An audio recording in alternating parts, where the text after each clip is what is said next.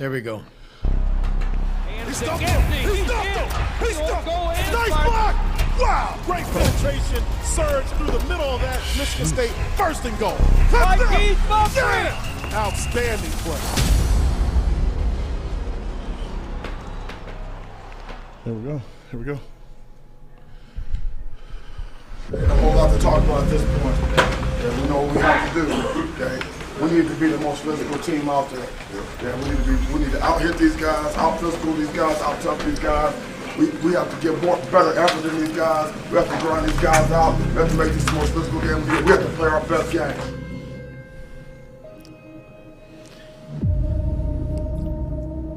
We still got a lot to play for today. Let's go. Let's get it done. I'm sending you out. I'm sending you out the right way. I'm playing for you, and I'm playing for you all day.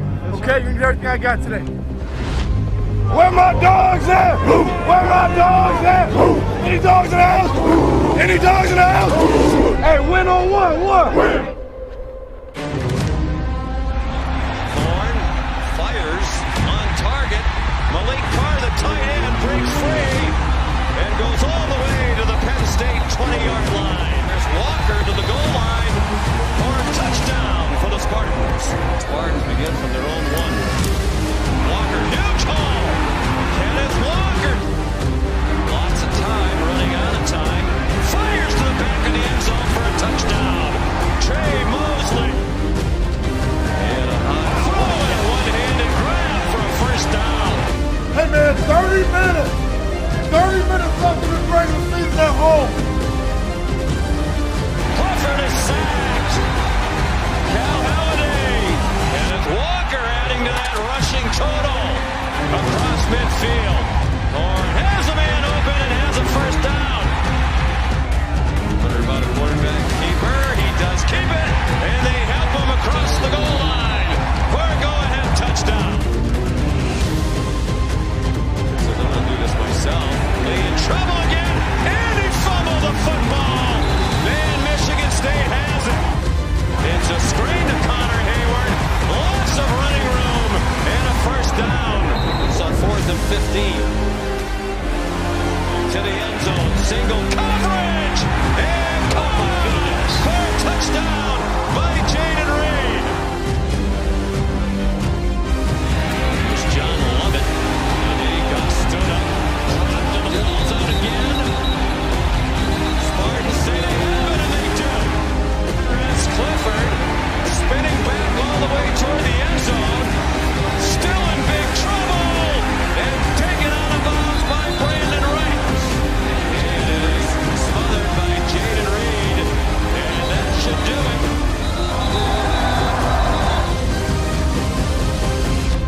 I'm really proud of this group, man, because like I said, man, you guys sucked it up and got it done. And you guys care about each other. You know, you play for each other. You guys play hard as hell. There's a lot of respect and love for this team, man.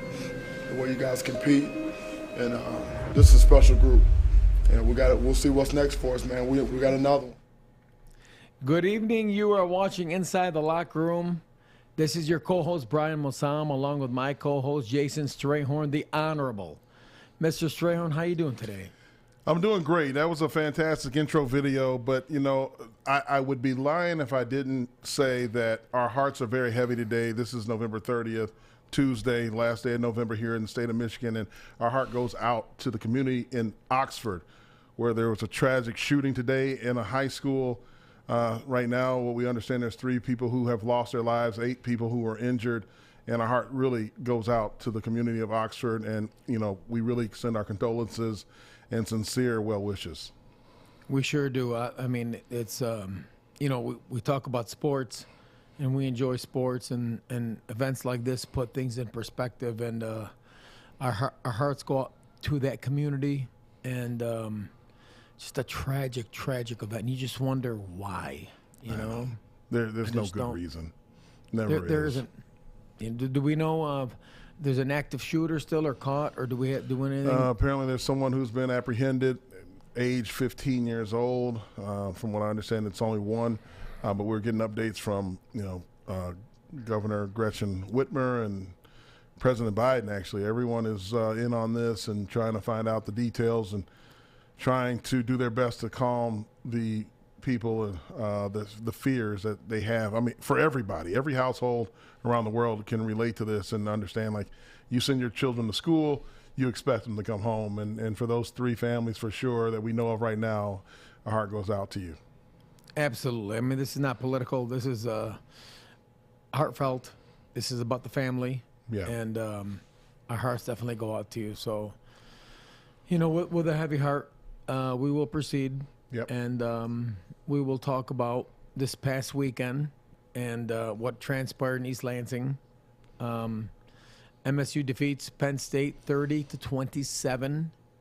And you got to hand it to the green and white, don't you, Jason? Yeah. You do.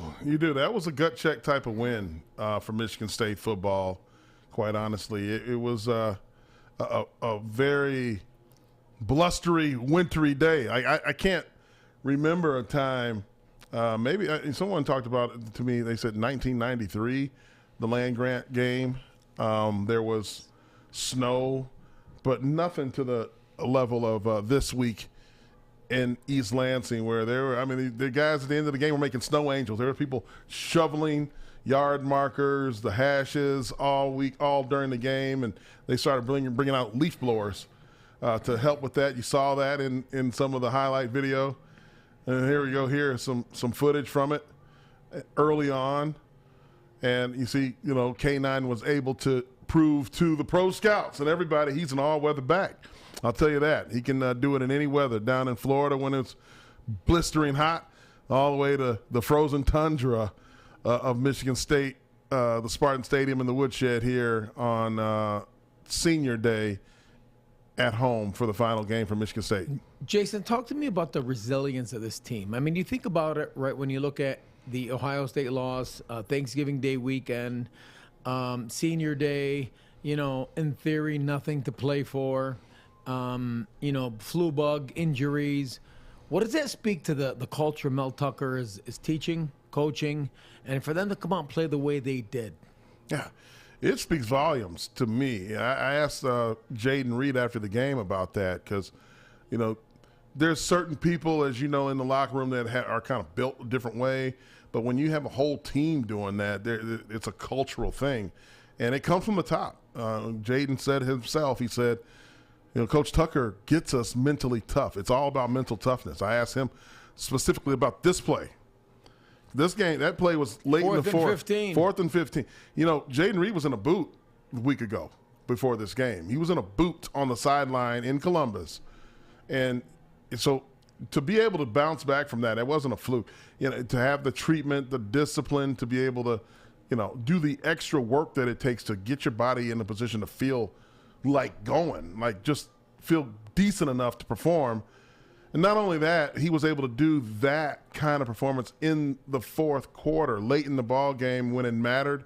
And then again, he was able to recover the onside kick to salt away the game at the very end. I mean, because I'm telling you, you've been there before, just like I have, where there's injuries, Brian, and I mean, it affects you. Like when you have a nagging ankle or a foot or a shoulder, finger, your neck, things happen, knees, that aren't going to prohibit you from playing, that you have to push through the pain. And they were able to do that and come out on top in terrible conditions against a Nittany Lion team who, let's face it, I mean, James Franklin has athletes over there. They have a lot of great athletes at Penn State. Michigan State was able to overcome them and win 30-27, and then put themselves in position for a New Year's Six bowl game. So you look at, they were undefeated in the woodshed, had every excuse in the world to fold the tent. And really, when you talk about what coach is building over there, right? You talk about culture, you talk about attitude, mentality, chop life, all these different things. And, we can show you highlights all day long. All right, everybody's seen all the same highlights, but it's talk about the actual mindset of the team. When coach prepared for this game, right after Columbus, right? We went into Columbus, we lost that game. That post-game speech about how do we prepare for the next game, what was coach telling them? Yeah, he said you got to own it. So we're going to watch this film. We're going to own our mistakes, and we're not going to make excuses. He said if anybody makes excuses or talks on the way home, they're out of here. That's what he said. And, you know, you look at how this team was able to go through that progression, own their mistakes in an embarrassing loss, a blowout loss on the road in Columbus against Ohio State, and then rebound. You know, you look at the resilience of this team. They were able to – they lost 2 games, but they never made one loss turn into 2. By that, I mean 2 losses in a row. That's a good indication of a team and their mindset and how they're being coached and how they're preparing to battle the following week. They don't go into the tank because it's very easy. Let me explain this to you. It's extremely easy. Look at the NFL. It happens all the time. There's very streaky teams that will win 4 games and then lose 3 games. You want to be, if a loss comes, you want to win the next week. You have to win the next week in order to erase last week's nightmare, if you will. And Michigan State has been able to do that in the 2 losses that they had. And now they put themselves in position for a New Year's Six bowl game. It looks like they'll be playing in the Fiesta Bowl if all things are pointing in that direction. So Glendale, Arizona, I would say get ready for the Spartans against a Notre Dame team who consequently just lost their coach, Brian. Let's not get ahead of ourselves right now. Let's talk about – But it's the truth. We're not getting ahead of ourselves. It's the truth. By the way, you got some love with that hoodie from Twitter, Izzo T Spartan Dog at APMSU 1025 said your hoodie is on fire. So how does he get that? How does he get that hoodie? Hey man, this is a Spartan Dog for Life hoodie. My homeboy Jay Green. Shout out to Jay Green and the Spartan Dog for Life trademark team. That they're gonna. He's working on something to be able to get this out to the masses soon. So, this is an inside deal right now for players only. But hey, coming to a store or an online store near you soon. All right. So when you talk about the defense, a lot of credit goes to Scotty Hazelton, who's been much maligned. I mean, you talk about we were last in the country in pass defense, but in second half we dialed it up, had 3 sacks. I thought the defense played very well second half. We gave up 7 points, minus the pick 6. And the defense responded. I mean, when we ended that game, we had 1 starting cornerback out there. And you got to give Scotty credit, Coach Hazelton, and give the defense the way they responded. You saw Panashuk make some plays. You saw Drew Beasley. Drew Beasley had a couple sacks. Yeah. And you saw them pressure the quarterback. And this defense, take it for what you will, with all the injuries and all the negativity surrounding it, really stepped up to play second half. And I think Coach Hazelton deserves some credit. Oh, without question, he was able to manufacture some pressure, find a way to get pressure on the quarterback, come up with big plays when it was needed, to come out with a gutsy performance like that. It was tough conditions, tough to cut, tough to plant, tough to throw, tough to see. It was tough to do everything. But it was also very tough to win a ball game like that. When you remember playing in the snow as a youngster, you're running out there, you're sledding, or you're making snowmen or snow angels or snow people, if you want, whatever you want to call it. I think that that brings players back to those times when you get a chance to play in the snow like that. But you do have to still pay attention to the details of the game. And Michigan State was able to do that. They have been able to block out the noise of the media. Let me think about it. You had injuries. You had a blowout loss. You had injuries. You had a flu bug. You had contract talk, extension talk, all kinds of reasons to say, you know what, hey, we're not going to play well, and who cares, right? We won 9 games. We're playing with the house's money, as Coach Tucker can't stand. He does not like that. You don't like to hear refer to that. House's money. Ain't no house money. No. It's our money. That's right. They don't believe in it. So 4.5 wins is what Vegas predicted.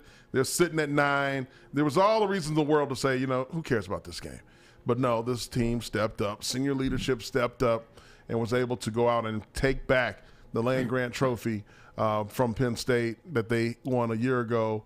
And now, I think just about all the rival trophies are sitting in Scandalera Center right now, except for one. And we'll talk about that one later. We got the brass spittoon. We have the Land Grant Trophy, and then one that has resided in East Lansing for 10 of the last 14 years. I believe it's called the Paul Bunyan Trophy. Yeah, Who? yeah, it's resided. No, it's been. I mean, The Paul. it might as well be home. It's been there 10 of the last 14 years. So Paul Bunyan. yeah, we have the Paul Bunyan. I mean, it's there. It is what it is. Hey, Steve Smith at 313. Appreciate you tuning in. Thank you very much. Appreciate the tweet. And so, as Paul resides and all our other trophies reside, Yeah. right? That megaphone. We look at K9. K9 at 130 yards, 1 touchdown. He wins the Doak Walker, I believe. Oh, he should win the Doak Walker. He should win the Doak Walker. Yeah. Best running back in the nation. Does he win the Heisman, get invited to New York? What do you think? I think he gets invited to New York, but this Heisman has become a race for the best player on the best team. Right now, you look at Bryce Young, what he's been able to do in Alabama, coming back and winning some close games. But his last game wasn't. I mean, his last game's not going to win the Heisman. Hey, look, we feel that he should, but we're not biased. Solari, Chris Solari from the Free Press, you have a vote. I read that on Twitter today. You know where to cast your vote. Chris. Oh, Chris, why are you singling Chris out? There's I just saw him on all you Twitter. guys around here that does have Graham a vote. have one? Does Mark, Matt Charbonneau have one? Yeah, all of them. They do? All those guys. Okay. Everybody's got a vote. But the problem is, a lot of them are going to be voting for Aiden Hutchinson now. That's what's going. That's when things have gone too far, in my opinion. Aiden Hutchinson is a phenomenal player, not a Heisman Trophy guy. No. Did he have one hell of a performance against Ohio State? Absolutely. Not a Heisman Trophy guy, though. I mean, look, if Ndamukong Suh didn't win the Heisman, Aiden Hutchinson ain't winning the Heisman. So don't waste the vote. It'd be flattered for him to even get nominated or be in the discussion. That's great.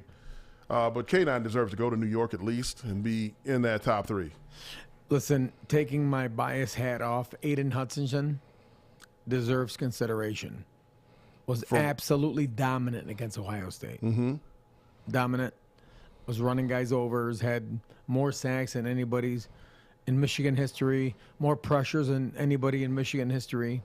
He definitely deserves consideration. What does that mean?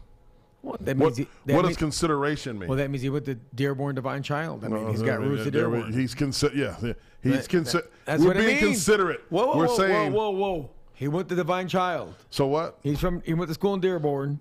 The world. He needs to be considered. He thinks that the universe it revolves around the city of Dearborn. He just needs to be considered. All I said needs to be considered. He has been considered, but no, that's it. No votes. Listen, no way. He's a hell of a player, boy. He is. You can't block him. Oh, He was man. running.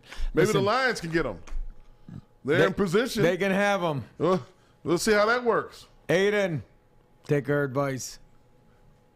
You know what? your dad knows the whole deal. You don't need our advice. Take your dad's Aiden advice. knows. Yeah. Oh, yeah. And his grandfather. We love him. Yeah. Great kid. Take your dad's advice. We don't need to give you advice.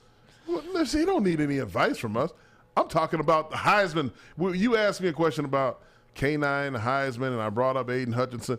Don't waste your vote. That's all. We're talking to the media. K9 should win the Doak Walker. Yeah. And should get an invite to New York and be considered. He should be a finalist, and from there we go. I mean, it's really that simple. And if you want the truth, there's nobody in America that has meant more to his team than K9 has. So if we're going to we are going to truly select a Heisman Trophy winner based on that merit, he should win it. Usually it goes to the best player on the best team, and, running backs don't get it. It's usually quarterbacks with the gaudy numbers. But if we're going to look at his numbers compared to Derrick Henry, K9 deserves serious consideration. No question about it. Yeah, you're right about it, man.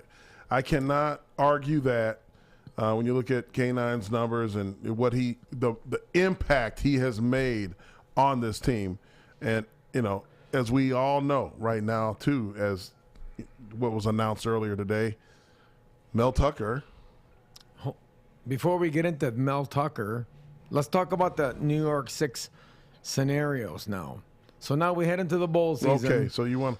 Let's talk about the bowl season. Listen. Let's talk about from MSU before we get into the extension about the scenarios for MSU.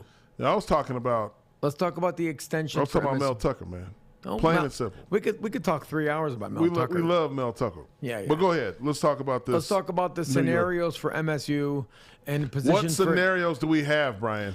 Well, I think we have. There's probably 2 scenarios when you look at the Peach Bowl, Peach Bowl versus Notre Dame, and Peach Bowl versus Pitt, and then the Fiesta Bowl versus Notre Dame.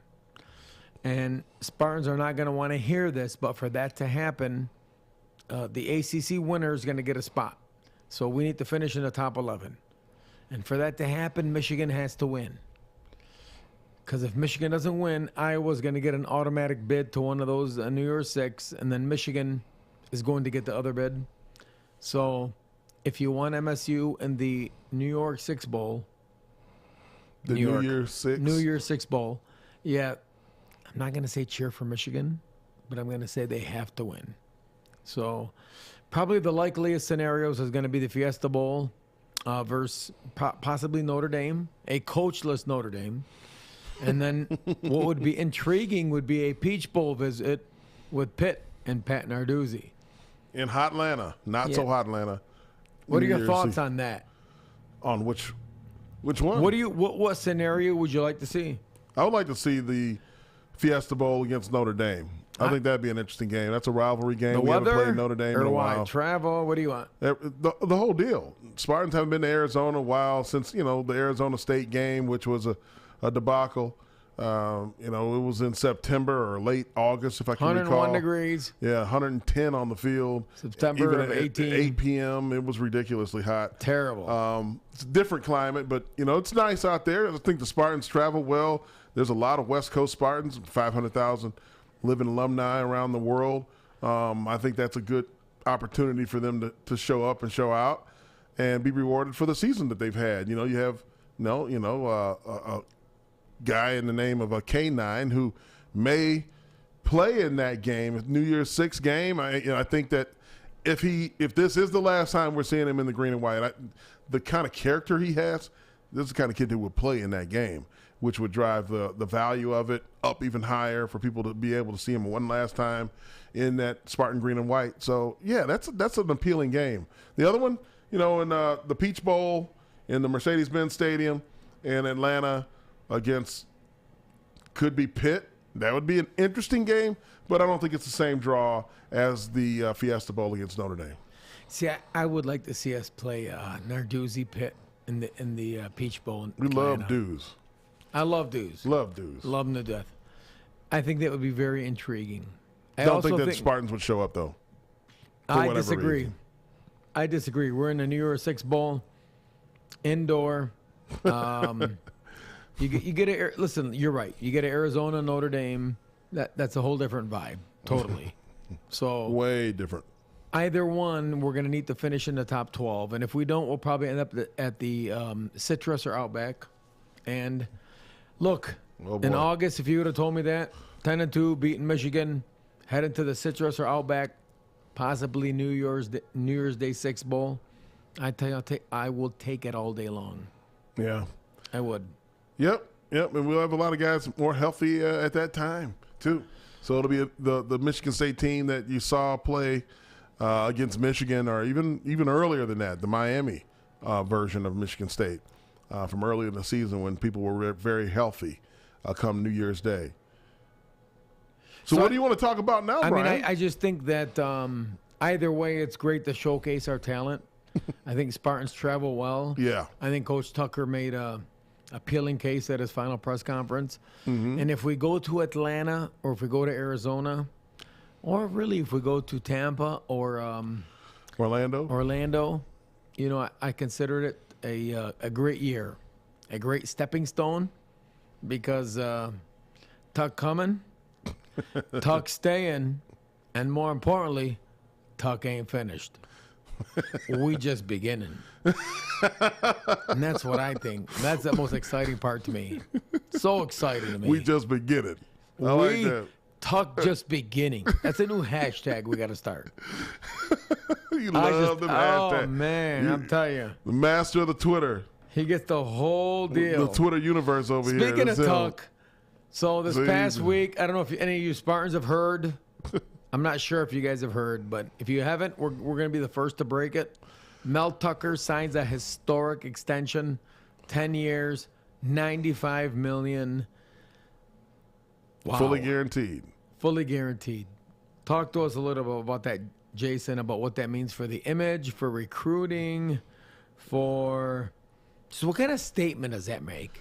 It's a big statement. You know, and I know that it gave some people heartburn. Indigestion because it's such a big number. And when you try to, you know, look at this in traditional terms and you say, well, what is his body of work and what is his record as a head coach? When you start doing those things, I think you can lose because you have to look at the future and the trajectory of a guy like this and what the DNA, you know, his background, you know, being able to, like we talked about a week ago, he cut his teeth in coaching here in Michigan State. He's from Cleveland. He played at Wisconsin under Barry Alvarez. He's only coached at Georgia, Alabama, LSU, and Ohio State under the best. You know, when I saw him as a grad assistant here, he was working under Nick Saban, worked with Nick 3 times throughout his career, and 10 years in the NFL. It just makes sense. He gets it. You know, other coaches, there's not saying he's the only good coach in the world, but other coaches, it will take them a long time to get caught up to the culture of Michigan State and what goes on in East Lansing. Mel Tucker hit the ground running, and we talk about master recruiting. You said it best. This is not just for, you know, Mel Tucker and his family and all that. He doesn't even care, really. It's not about that. He said it plenty of times. I make good money now. Hold on. He also said, I didn't ask for an extension. He never asked. He never asked. He never asked. Never. That's documented. That's for sure. He never asked. But, you know, LSU's come sniffing around and NFL. People knew that was happening. And NFL has sniffed around. I can confirm that. That is for sure. 100%. So when you have a guy like this, you have to jump out in front of the market, especially when you're Michigan State. We're regardless of what we all feel, we're not USC. We're not LSU. We're not Florida. And look what has happened and what has transpired since the signing of Mel Tucker. You know, USC goes and gets. That carousel for a second. Hold on 1 second. I'm just telling. We're talking about it. Don't whoa. The carousel is the next segment. But who cares? We're talking. You know what? I'm leaving. When somebody's on a roll, you let them go. I don't care if they bombed Pearl Harbor or whatever it was in that movie that you watched. You know, you always talk about. We're rolling. Sometimes you go a little bit off script. Just roll. You just gotta roll. Roll, baby. Hey, just tight. Wait a minute. That's not the protractor. Just roll. It's not. You gotta measure that. It's not. Sometimes the 4 comes before the 5. Sometimes, and sometimes it comes after. It's okay. What the hell difference does it make? He's cramping again. He's cramping again. This guy, I'm telling you what, the fire starter. And then he sits back and lets everything burn. And he goes, what's the problem? What's the problem? I put it out. Here's a water. Do you happen to need some water? I got a bad rap. This guy's a fire starter. I got a bad rap. Why do they not like me? Oh, my goodness. This guy here, man, we're going to talk about that. Why? Listen. Coming up. We get it. We get it. We get it. This is it. I get it. I get it. We all get it. He gets it too. I love it. He gets it, but he loves this, you know. And so we don't even know what we're talking about anymore. But my point is 10 years, $95 million. helps the recruits. What are we talking about? We're talking about the recruits, Brian. And Hold on. You said 4 becomes before 5. And sometimes after. But why? The script. Sometimes you don't stick to a script. You go with what the hell. You go with what moves you. That's what you go with. Tell us about the statement it makes whoa. Tell us about the statement it makes for recruiting, the statement it makes, and then talk a little bit about the donors who made this happen. No, we're going to talk about them right now. Okay? We're not going to talk about Why are you sweating? Well, I'm a little irritated. What? Why? I don't know. 4 comes before 5. Don't know why. Have no idea. 4 comes before 5. Matt Ishbia, Steve St. Andre. Remember those names. Dougie Fresh. Remember that too. All right, good. Dougie Fresh. We love Dougie Fresh, but not more than we love Matt Ishbia and Steve St. Andre. We'll tell you about those two guys who stepped up to the plate. They made it really an easy decision for Michigan State. I mean, they took all the pressure off of the budget that Alan Haller has to, be a fiduciary over the Board of Trustees, President Stanley.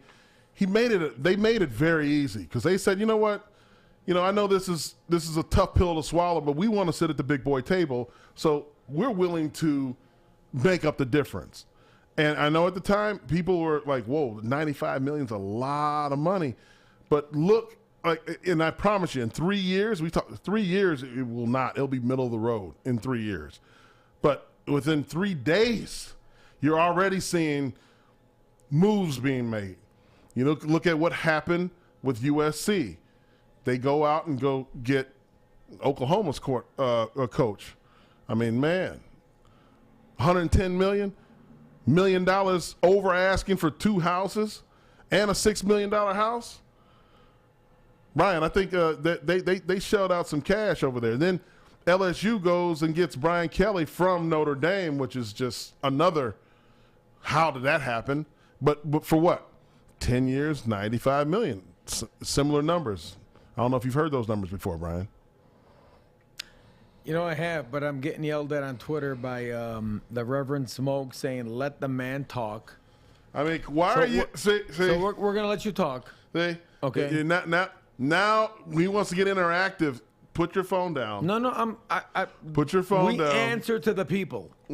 We answer to the people. You're Steve Smith wants to know, does the bowl game count towards K9's Heisman campaign? It does not. No, it's over.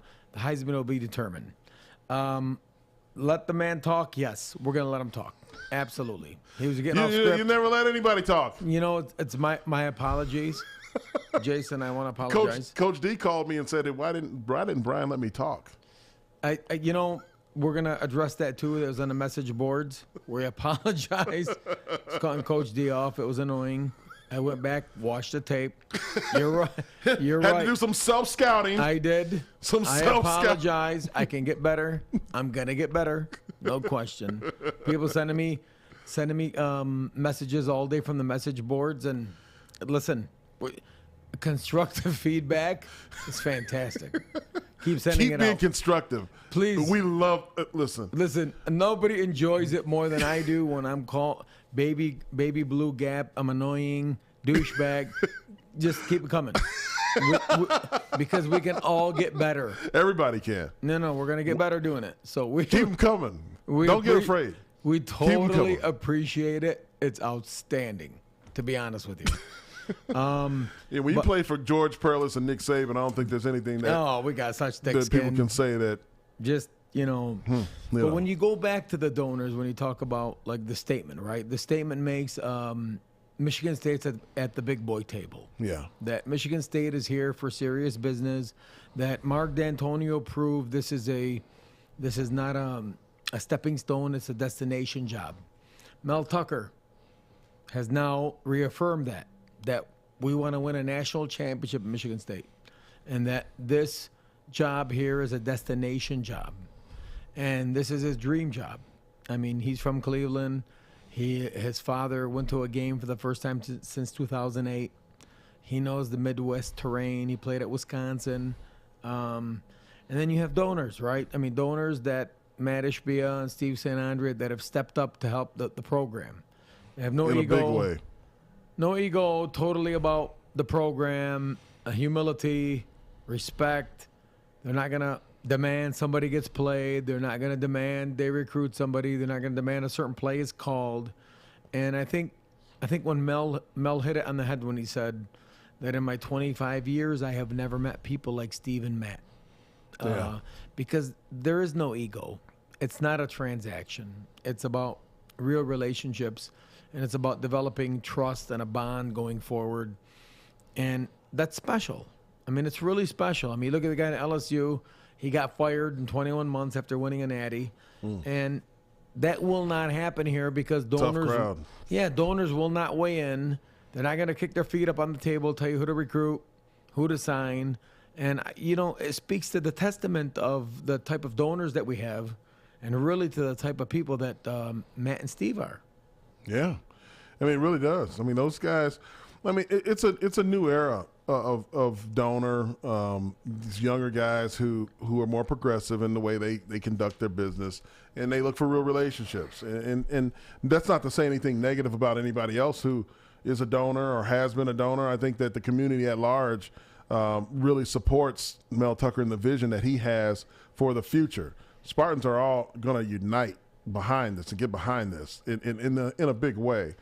And we just like the fact that, you know, you have a guy like Matt Ishbia who's documented to be one of the wealthiest people in the world, and Steve St. Andre, salt of the earth human being who's made it big himself, really stepped up. They're the tip of the arrow, the tip of that spear that's moving forward and changing the way big college athletics is handled and is done throughout the country. You're seeing this happen. There's been a chain reaction, Brian, as of last night with USC jobs and LSU jobs getting filled.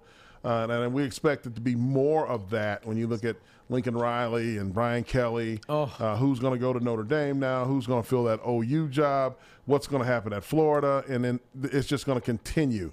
We already seen, I think Florida already had their guy from Louisiana. I mean, it just doesn't – it's not going to stop anytime soon. In Michigan State right now, we're not worried about it. Had this not been signed, think about this, Spartan Nation. Had this deal not gotten signed, where would you be right now? Because I'm telling you, these teams are coming in, these other schools, these programs are coming in with private jets, and they're putting offers in front of these guys that they can't say no to, no matter how they feel about a university. Think about LSU going into Notre Dame. Notre Dame? LSU plucks a guy out of Notre Dame. That's something, if you would have told me that a week ago, I'd have said, no way, no way. But it happened. So if it can happen to Notre Dame, it can definitely happen to Michigan State. It can happen to anybody.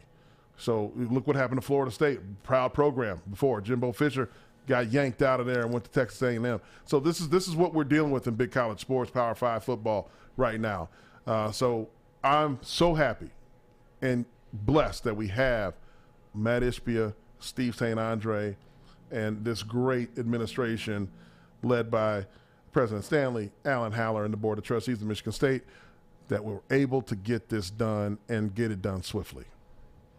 You know, I wish we could impress upon you how much it meant to get this deal done now. I mean, if you look at the college landscape, you look at Florida, LSU, USC, Oklahoma, what else? Notre Dame, right? You got 5 premier jobs coming open, a domino effect. And Mel Tucker, who's highly regarded in the NFL as well, is a $10 million a year guy all day long. All day. All day long. I know that for a fact. That I can confirm. For Matt and St. and Michigan State to be proactive and jump in, and people got an indigestion. When they saw 9.5, they were shocked, stunned. What are they doing? Why are they paying a coach this who's got 1 year of a track record, didn't look at his body of work for the last 25 years, and we're wondering, whoa, Michigan State reached. He wasn't right? that good as a defensive coordinator at Chicago. Yeah. We heard that. Everybody that left that Bears staff, they won a Super Bowl in Denver and they won a national championship at Ohio State. But let's blame Mel for the Bears. But anyway, people got indigestion and they wondered, what in the world are the folks at MSU doing? Are they jumping the gun? Mm-hmm. As you're seeing right now, if you remove Mel Tucker and you say, all right, I'm Michigan State, I'm going to offer James Franklin numbers. I'm going to offer $7.5 million. And I'm going to compete with Notre Dame, USC, Oklahoma. Who else? I forgot. Notre Dame? I said Notre Dame, USC, Oklahoma, Florida, LSU. Florida and LSU. I'm Michigan State, and I'm going to compete with those 5 jobs. And I'm going to pay $7.5 million. Who am I going to get? Name me one. Name me who you're going to get. Florida got Bill Napier from University of Louisiana. He's a Saban guy, by the way. But Jimmy Sexton guy, I'm sure, no problem. But tell me who you were going to get for those numbers. They're always looking at the Saban pedigree. They're looking at that. That's what they're looking at. I mean, that's my point. Like, we were ahead of the game. Yes. And while others might say we overpaid, when this is all said and done, everybody is going to believe this is a bargain. Mel Tucker gets it. He gets NIL. He gets transfer portal. He gets recruiting. He gets social media. He gets all of that. And I think it's safe to say, and I'm going to say this, we got the right guy. What do you think? Oh, man. Did we ever?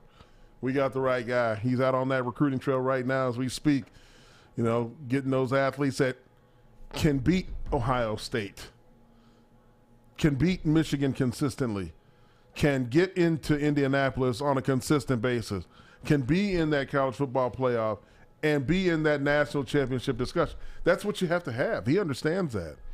You know, he doesn't say this from a place of we don't know how to coach. Obviously, he knows how to coach. Big Ten Coach of the Year, by the way. Congratulations to Mel Tucker. Oh, congrats, Coach. Congratulations to Mel. That's where I was trying to go. Big Ten Coach of the Year. Yeah, you know. Big Ten Coach of the Year. Let the man talk. Go ahead. Let that sink in. Big Ten Coach of the Year. Coming in here, getting hired in February. When was that? Like mid-February when he got hired in 2020? Didn't even have his staff put together, and COVID wipes out the world. And then for his first kind of year of being able to see people face to face a little bit, he just goes 10-2. I mean, guys, like, come on, man. You got to see the value there. And I don't know, we speak from an inside position, guys who've been in that locker room, guys who understand what it's like, and we talk to players every day. We understand that. But, like, come on. Like, if I want to know, you know, how you know it is in hospitals and doctors and all that, I talk to people who are in hospitals and then are doctors. That's what I do. If you want to know how it is with football, I'm telling you, like, this is what the billionaires do. They listen to people who know the specific area that they're thinking about investing in. That's where Brian Mosallam comes in. Brian's got nothing to do with that. Zero to do with that. It's the fire starter. No. Brian Mosallam. It's all got to do with Coach Tuck building a relationship with St. Ish. Yeah, that's and the really trust between them three, and it not being transactional. And all three of them are relationship driven, and that's how that deal got done. There's listen, don't listen to any other bullshit out there. That deal got done based off of relationships and trust. Yep. And that's how you want a deal to get done. The right thing. Handshakes. The right thing to do. That's really what it came down to. What's the right thing to do? Not what you know, who wants to be patted on the back for something. It's the right thing to do. And that's what Mel Tucker stands for, and that's definitely what Matt Ishbia and Steve St. Andre stand for.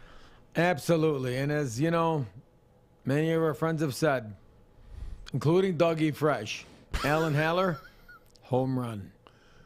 Yeah. Appreciate you, AD. Did a hell of a job. Absolutely. Hell of a job. On to another topic, though. And the Michigan Wolverines played Ohio State, and for the third time in 22 years, They got it done. They got it done. Quite frankly, kicked their ass. They pounded them. They did. Up front, front seven on defense was unstoppable. The O-line mashed them. And you got to give Michigan all the credit in the world. Yeah, and they did it in the trenches, man. You know what I said? I said we matched up better against Michigan. Yeah. Because they didn't throw the ball well. And I felt like they matched up better against Ohio State because their front seven on defense and their O-line was better and more physical, and it showed. I mean, they ran the ball down Ohio State's throat. They sure did. They ran it down their throat, and I don't think they had a front seven much. I mean, Michigan was sitting in a front five, man. They're like daring you to run. Like, I dare you. That's how studly they were up front, man. They only had a couple guys in the box and had athletes on the edges, and they were still getting pressure on C.J. Stroud. And it was a long day. It was a long day for the Buckeyes. You could tell they were just kind of out of sorts, didn't know what to do in that stadium. Man, you talking about the big house. Like, the big house to me isn't that intimidating, but that day, from all accounts, everybody who I know that was there and what it sounded like on television, we couldn't be there. We were at the woodshed getting ready for our game, but it was rocking in there. It was, and I'll tell you what, Jim Harbaugh, I hand it to you. First win in 7 tries. You know, you came at your post-game press conference, and you do we have that tape or no? Coach said, there it is, right there. When they asked him about Ohio State and Ryan Day hanging 100, he said, quote, unquote, some people were born on third and think they had a triple, unquote, from Jim Harbaugh. And you just got to act like you've been there. And, you know, Coach, great win. Ton of respect for that. St. Elmo's is a great steakhouse, by the way, for all the people. Yeah, all you U of M fans. Try to get your reservations at St. Elmo's. If you need some concierges, and we can help you out. Yeah, we've been there 3 times. Yeah, we know I'm the town. from there. You know, we know that town. We can help you out. Get you a hotel. Tell you where to go. We're used to being there, so let us know. Congratulations, though. Yeah. Congratulations on going, but you know, Jim Harbaugh. Are they going to stay in the Sheridan, or are they going to stay at the JW? Which one is Michigan going to be in? Which hotel? We were at the Sheridan and JW. We've been at both. Well, I don't know where Michigan. They're going to probably put them at the Sheridan, I think. They might. They're going to demand the JW? They might. Because it's newer? Okay. You know, some of them will get reservations at St. Elmo's. Some. Only the big timers can get St. Elmo's. Yeah. That tells us a lot. If you really get into St. Elmo's, that tells us. If you want help, really let us know. You have. Let us know. We'll get you in there. We need pictures. No, we're regulars. Let us know. We'll get you into St. Elmo's. We need pictures from, like, evidence of your plate when you're at St. Elmo's, Michigan fan. But Coach Harbaugh, you're 1-5 against Ohio State. Great win, but could you leave out the parting shot? I mean, let's be honest. Ryan, he would have hung 100 on you last year. He just would have. I mean, if you didn't quit because of COVID. And that's absurd, Brian. They didn't quit. I mean, and come up with this, we can't play because of COVID. He probably would have hung 100 on you. That's okay. It happened to us. Listen, if you played the starters in the second half against us, the same scenario probably would have happened. No question. But you guys didn't play him because of COVID, and I get it. Totally get it. Right? No problem. But what you're saying they didn't have COVID? No. I'm not saying that. I'm just saying COVID. Oh, That's what I'm saying. Okay. All I'm saying is when you're 1-5 against them, you probably shouldn't talk smack after the game. You shouldn't, because you're gonna play them again next year, believe it or not. On the road. And they're probably gonna be better. And they live for this game. So it's probably not the best strategy. But hey, more power to you. Good luck against Iowa. I have no doubt you're going to win that game. No doubt you're going to be in a playoff. And I have no doubt they're going to seed you against Cincinnati. That I'll guarantee. Oh, man. They're going to seed you against Cincinnati. Oh, they're going to pave the way for them? Oh, absolutely. You will play – right now I'll predict it. You will play Cincinnati and then Georgia in the final.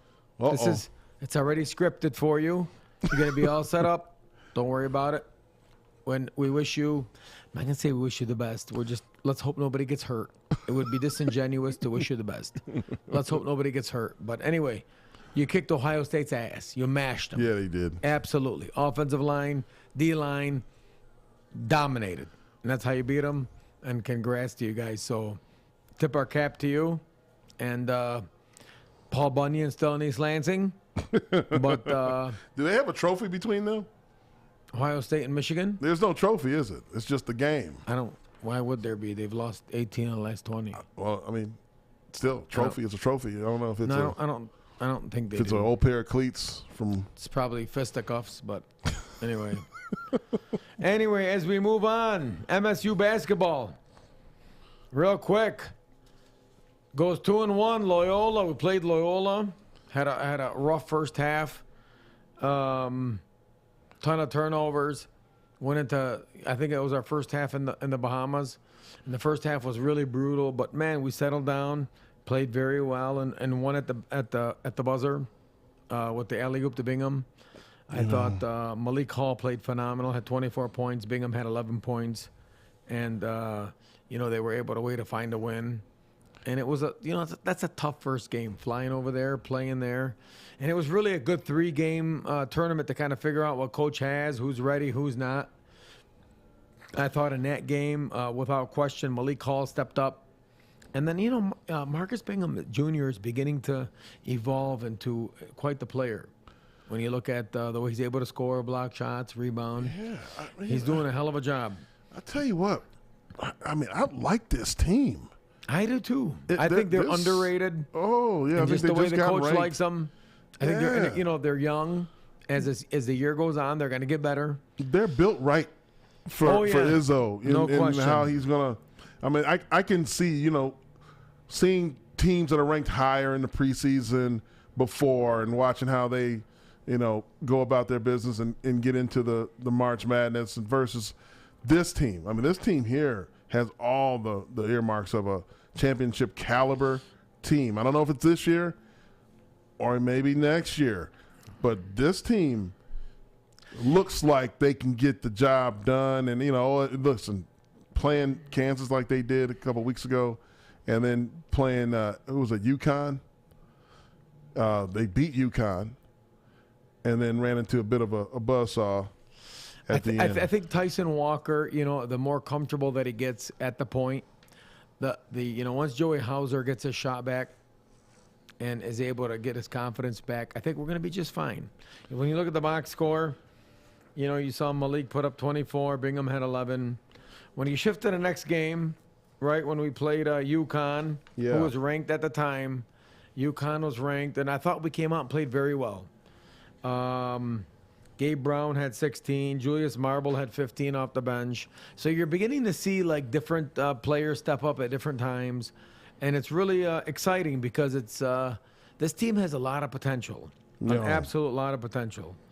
I saw, it just depends on which night, who's playing well, who's shooting. If we can cut the turnovers down, Tyson Walker gets comfortable, Joey Hauser is able to develop a shot. AJ Hogarth is able to progress. That's what it's all about with this team: turnovers, being able to do that. Absolutely, being able to, we got to get Coach Izzo on here. That's what we're going to do. We're going to talk to him about the X's and O's. We always love talking football with him, and he loves talking football. But we got to bring him on the show so we could talk a little hardwood, little cage talk X's action. and O's or hardwood. All of it, all this good stuff, man. All of it. So we head into the last game for the championship game against Baylor. We're ranked 6th in the nation, very athletic. Undefeated hung in there, Baylor.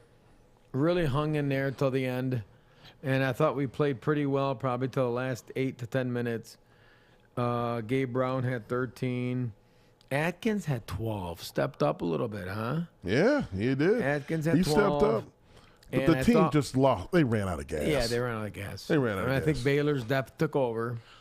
But it was really a good barometer. It was a good test for this team and how, and how we're going to, the future, what the future holds. You got to give Coach Izzo credit, right? You played number 6 Baylor.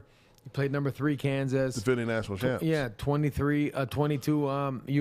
Mm-hmm. And these are all within the first 2 weeks.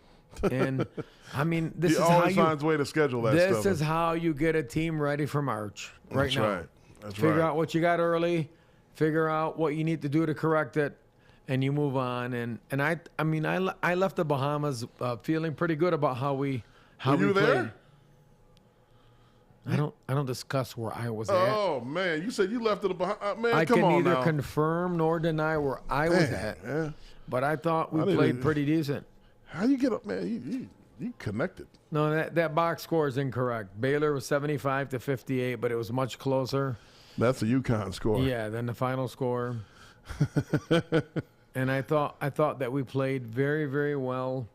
And you got to give them a lot of credit. So we head into Louisville tomorrow. A big game, ACC Big Ten matchup. Michigan State is ranked now 22nd in all of America. 7:15 tip. In the ESPN. Breslin Center, by the way. Yes, sir. Yes. Yes, sir. We got in the Breslin, the Jack Breslin Student Event Center, national television. Louisville is usually ranked, but they're not now. But they remind me a little bit of Michigan State. Mm-hmm. Locke is going to be tough to stop. And I got a feeling we're going to come to play tomorrow. Yeah, it's going to be a fantastic atmosphere. You know, the Izzone's going to be ready in full effect. You know, and it's going to be a great atmosphere, in my opinion. Izzo's going to have these guys ready to play, and the world's going to be able to see them showcased on television. Are you going to go to that game, Brian? We'll see. We'll see how many commitments I have, but tomorrow night, probably not. Tomorrow's my son's night, hanging out with son and daughter, Sophie and Nick. What can beat that? Bring them to the game, Brian. I could bring them to the game. That's wrong with I you. could. Duh. I was able to do could. that. Bring my son to the Can game. you teleport us there? Fly us back? Why you got to teleport? What? You're so spoiled. Save time. So spoiled. It would be an honor to go. I would love Fans to go. drive. They spend their I would gas, absolutely their love to energy go. If up my there. kids, Like, hey, come listen, on. if my kids are ready, willing, and able, I'd love to go to that game. Mm-hmm. Wednesday night's the night with my kids, but that is going to be a great game, and the Breslin should be rocking, and it should be all kinds of fun. Nostradamus, do you have any picks for us? Any locks? Anything that we should be aware of coming up? Hey, just take it to the bank. Michigan's going to be the Big Ten champs, guys. I know it's hard to say it, hard to swallow it for a lot of Spartan faithful out there, but say it loud, maybe not so proud. Michigan, University of Michigan Wolverines are going to be the Big Ten champs. But guess what? You beat them in Paul's and East Lansing.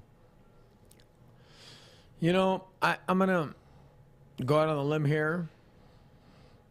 I don't know if it's too much out of the limb, but a few weeks ago I predicted K9 will win the Heisman. I believe K9 will win the Doak Walker Award. Is that an amended lock? It's kind of an amended lock, yeah. K9 will win the Doak Walker. I'm going to give you one more. That might surprise people. As bad as Alabama looked Saturday, do not count out Nick Saban. Alabama and Atlanta will walk into the Mercedes-Benz Stadium, and they will beat Georgia. Oh. They will beat Georgia Saturday. Now we're talking. And Georgia will still get a bid to the tournament, to the Wow. Final Four. Yes. So Alabama will win Saturday, and K9 will win the Doak Walker. Take that to the bank. Ladies and gentlemen, thank you for joining us tonight. I am your co-host, Brian Mosallam, alongside my co-host, the Honorable Jason Strayhorn. You are watching Inside the Locker Room. Thank you, good night, and go green. God bless.